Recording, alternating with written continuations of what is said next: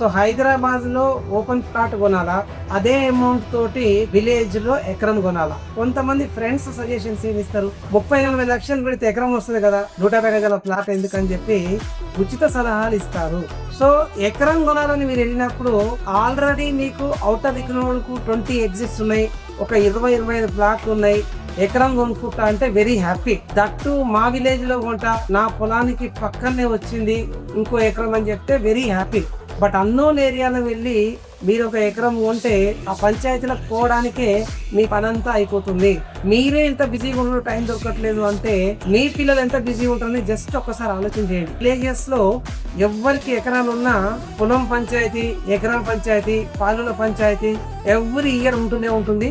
20 times measurement చేసిన, 20 times బాగా అనిపించిన, 21st టైం కొత్త రీజన్ తోటి ఒక గొడవ మొదలవుతుంది. సో అట్లాంటి దగ్గర వెళ్ళి మీరు కొంటే డెవలప్మెంట్ ఏమవుతుంది? డెవలప్మెంట్ అయితే అమ్ముకోవడానికి అవకాశం ఉంటుందా?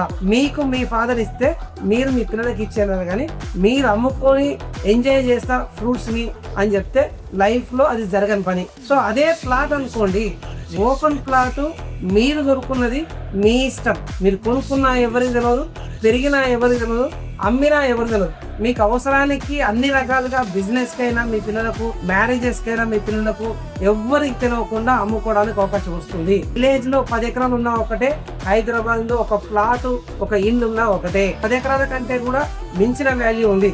బట్ హైదరాబాద్ లో ప్రస్తుత పరిస్థితి ఎలా ఉందంటే, సొంత ఇల్లు లేకపోతే కనీసం పెళ్ళయ్యే పరిస్థితి కూడా అబ్బాయిలకు లేదు. మరి అలాంటి పరిస్థితి భవిష్యత్తులో బరగుండకుండాలి, మన పిల్లలకు ఉండకుండాలి అంటే ఖచ్చితంగా ఓపెన్ ప్లాటే కొనాలి. మీ లైఫ్ లో మీరు అబ్జర్వ్ చేయండి, విలేజ్ లో ఎకరాలు అమ్మి హైదరాబాద్ లో ఇల్లు కొన్న వాళ్ళు ఉన్నారు, కానీ హైదరాబాద్ లో ఇల్లు అమ్మి విలేజ్ లో ఎకరాలు కొన్న వాళ్ళు ఎవరైనా ఉన్నారా? I precisely advice only by the open plots for your bright future in your life, and do invest in real estate and bring the freedom to your family, and good luck.